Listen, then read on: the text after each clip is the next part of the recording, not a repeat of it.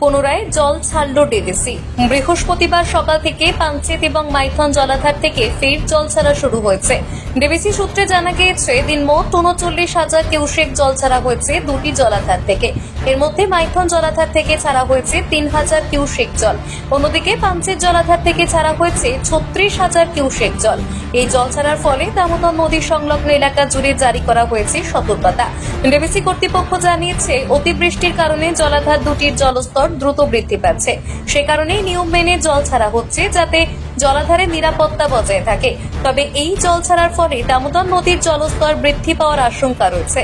পরিস্থিতির গুরুত্ব বুঝিয়ে নদী তীরবর্তী এলাকা, বিশেষ করে পশ্চিম বর্ধমান, বাঁকুড়া, হাওড়া, হুগলি এবং পূর্ব মেদিনীপুরের কিছু অংশে স্থানীয় প্রশাসনের তরফে জনগণকে সতর্ক করা হয়েছে। পরিস্থিতির ওপর নজর রাখছে প্রশাসন। আসানসোল থেকে সৌম্য গাঙ্গুলির রিপোর্ট, টিভি নিউজ 10।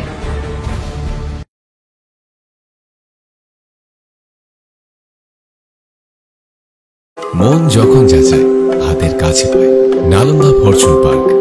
দরজার সামনে জাতীয় সড়ক, জানলা খুললেই এয়ারপোর্ট, পা বাড়ালেই রেলওয়ে স্টেশন, ইচ্ছে হলেই পছন্দের বাজার, মিনিটের মধ্যে স্কুল, কলেজ, হাসপাতাল।